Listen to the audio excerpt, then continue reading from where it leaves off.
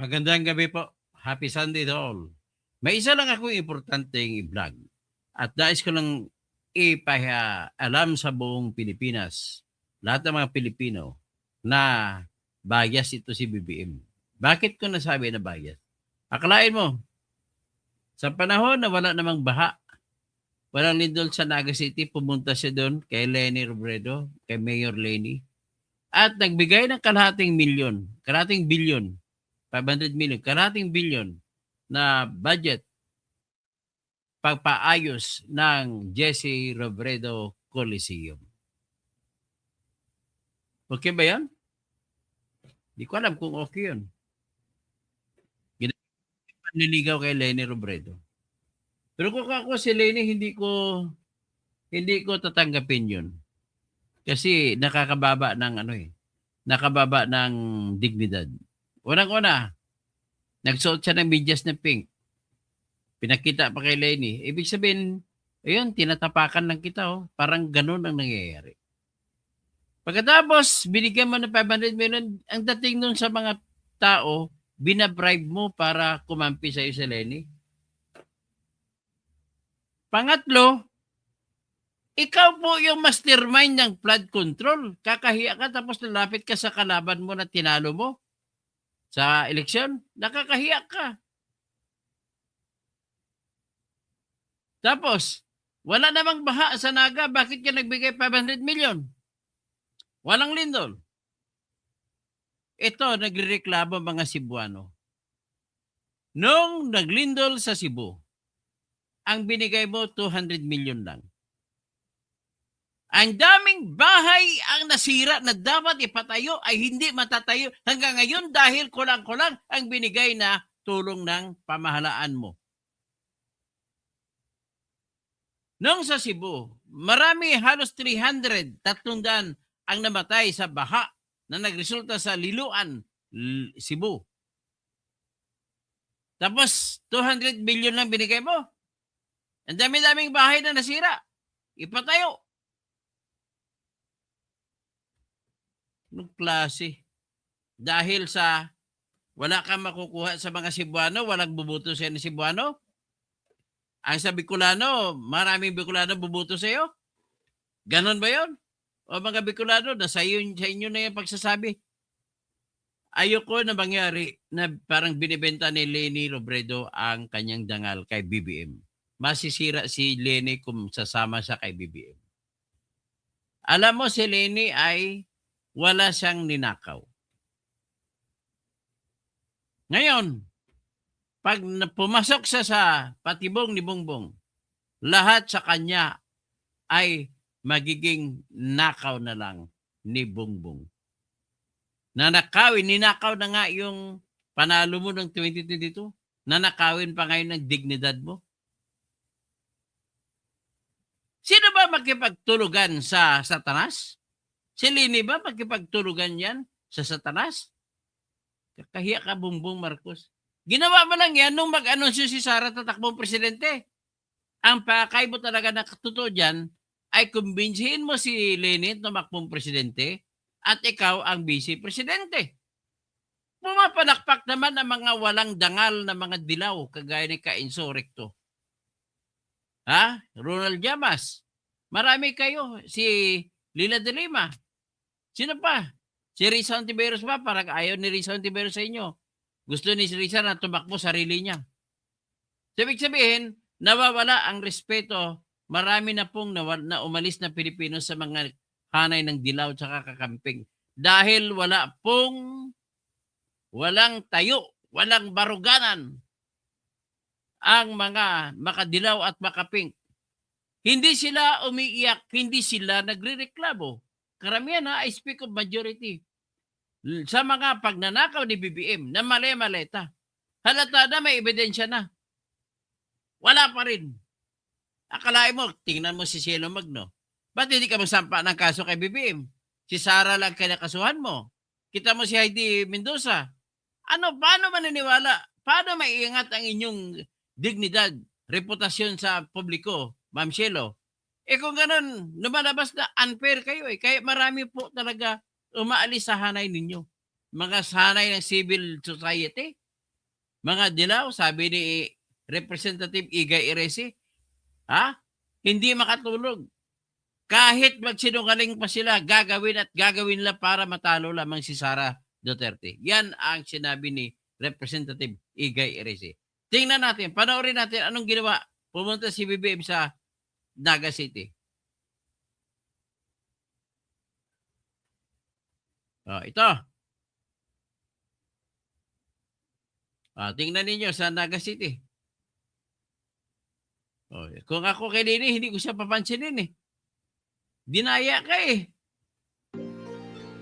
Every night in my dream. Wala na yan. Basta ganun lang. Wala na music. Ano yan? Tanggalin natin yung music na to. Bakit? Pati hindi matatanggal ang music. Basta ganun lang. Kasi pag may music na ako eh. Na tag nito, na strike out. So ito naman, tingnan naman natin.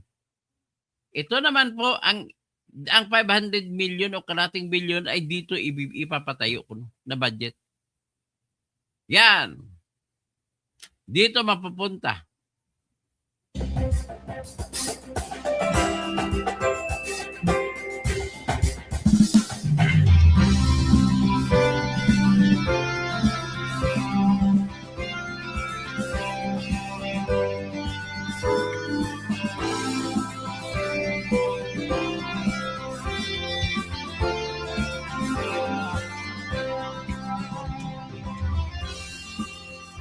Malaking bagay kasi ito for us. So, in fact, matagal na naming inaasam na makasama sa pilot sites. Kasi pinakamalaking problema talaga sa amin yung baha. Ito yung major na evacuation center sa amin. Pero nakita niyo naman yung itsura.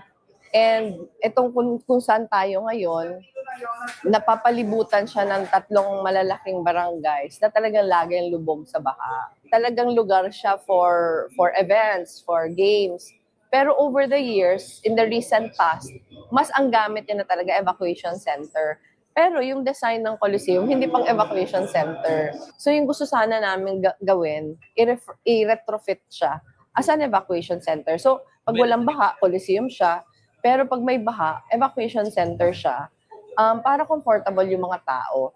Ang pinaka-problema pa namin dito, yung mga banyo niya nasa baba. Pag mataas yung floods, inaabot yung mga banyo, hindi nagagamit.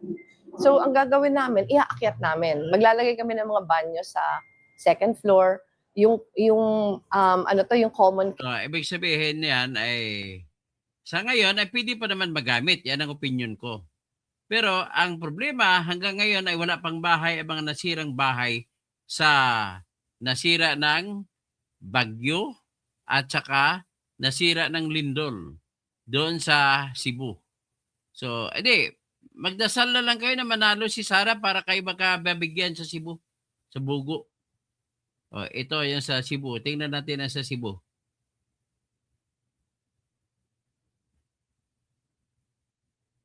Ayan.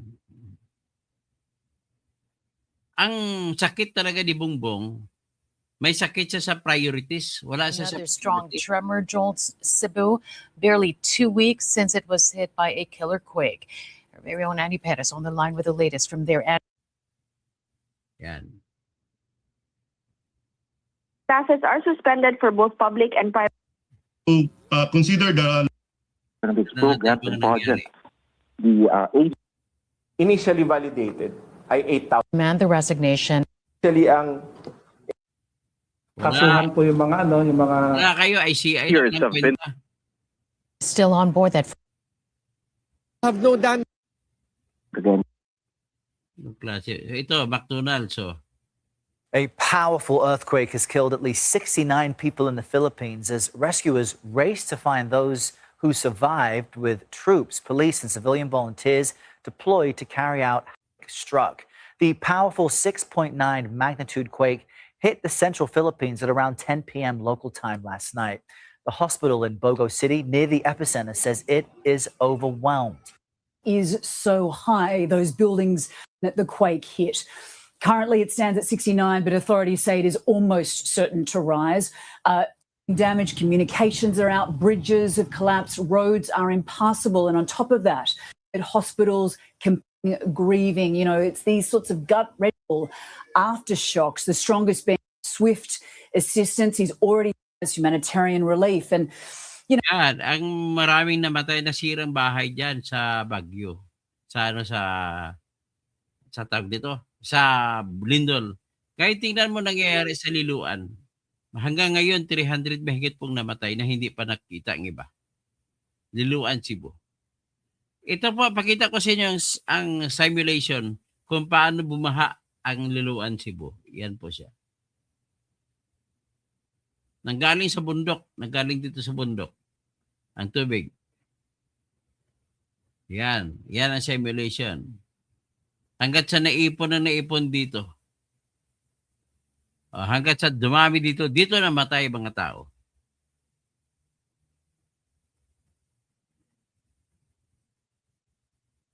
So, yan ang nangyari sa Liloan, Cebu.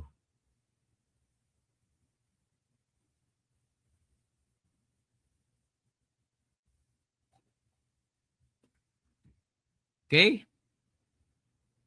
O ito naman ang report sa Liloan, Cebu na iba pa.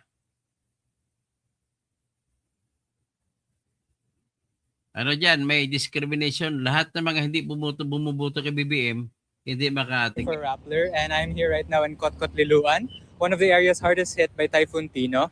Behind me is the Kotkot River, which swelled up and caused severe flooding in the area. Currently, there are 35 fatalities at least that have been reported by the municipal government. Usually displaced ito, like, dili jud siya flood prone. Dili yun.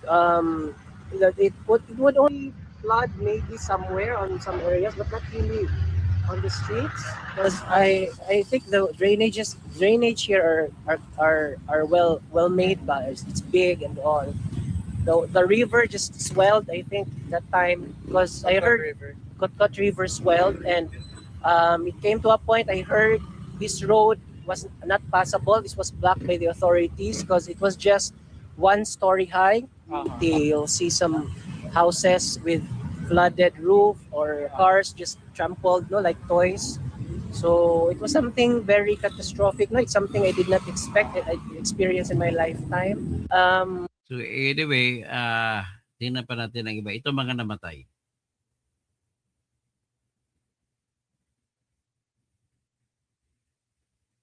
So, yan.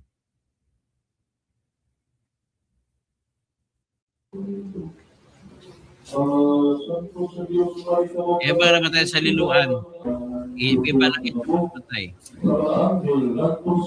Kita mo yung mga kabaong na mga mahirap po, plywood lang.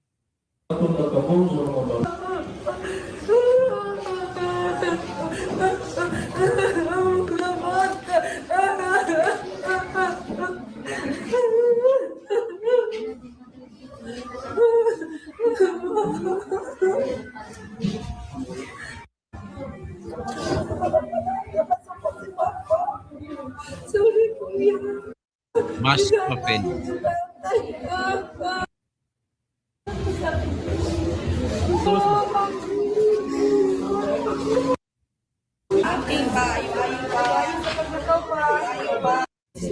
Sa mga berhiyagan mo among salabutan o pagkasikon mo among kabubuton aron sa tibok ng kasing-kasing pangagion na mo kinsan sa Rosario.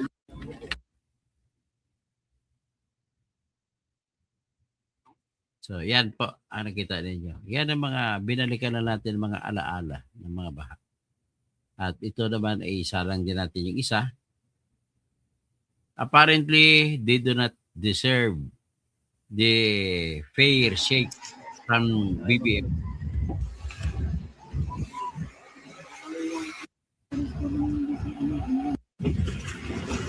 Iniwan ng baha.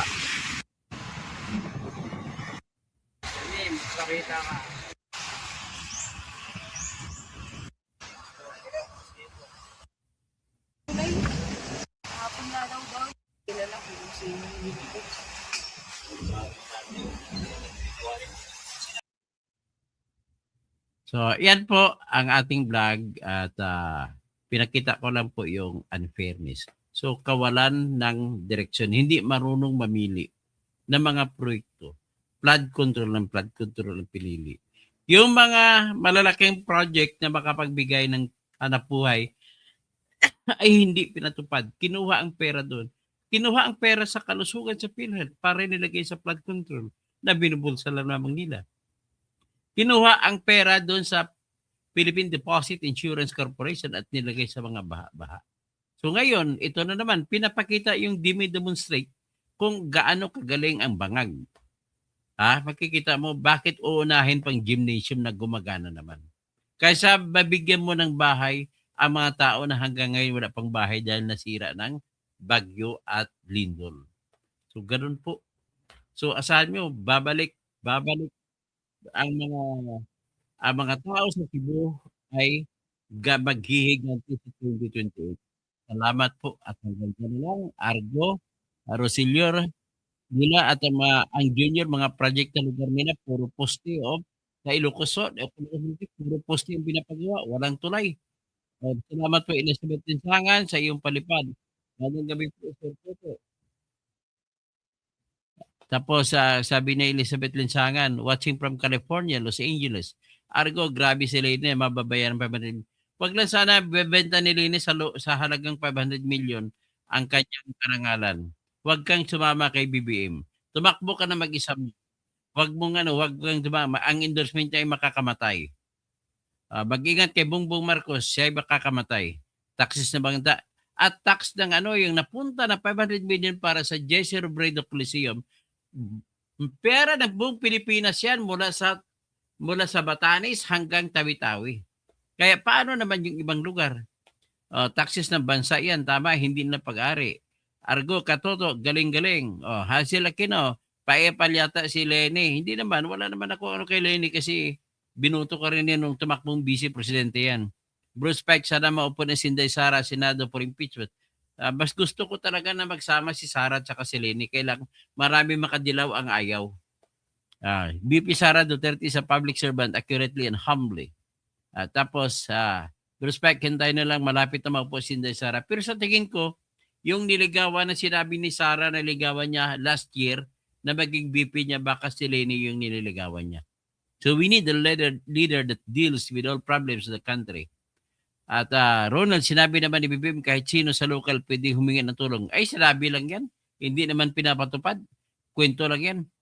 Tapos si Russell, kaya nga pabor-pabor ang utak ni Junior. Kaya kung sino papabor sa korupsyon nila, yun ang maambunan. Ayun.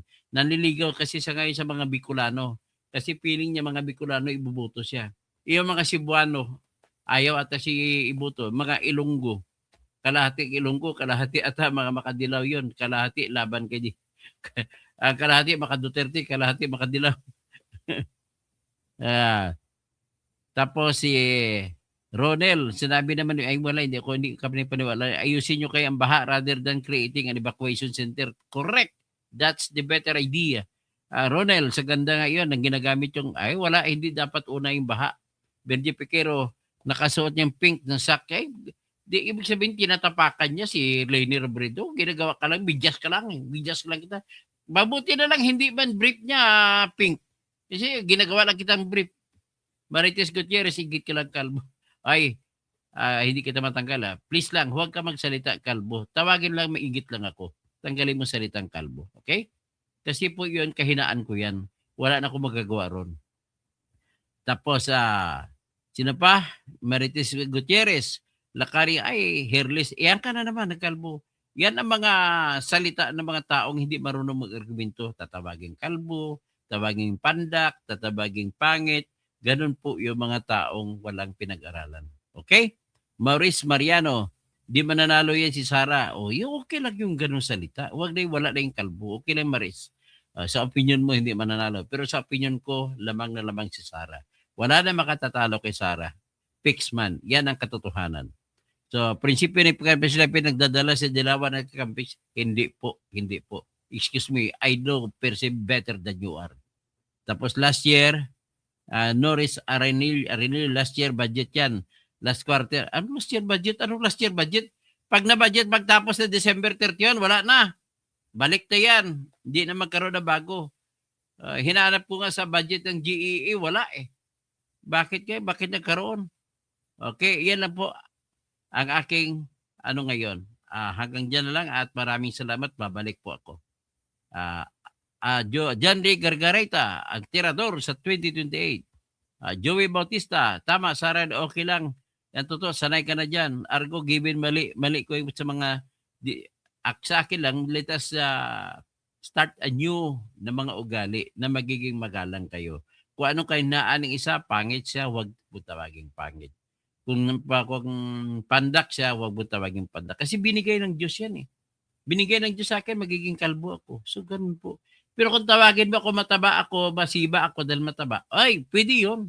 Tawagin mo ako bubo dahil mga binabanggit ko, walang kwenta. Okay lang yun sa akin.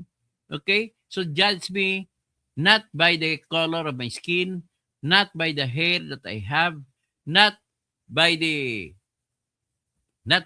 height that I have, not with the physical difficulties or physical disabilities that I have, but judge me on the content of my character, on the words that I utter. Yun lang po. Bakit ito ni kasi kumakampi ka na sa hindi po siya mamamatay tao. Hindi ko ang pinaglalaban ko diyan ay rights of the accused. Hindi nyo ginalang, inaresto nyo na walang warrant of arrest. Yan ang pinakamatindi sa lahat.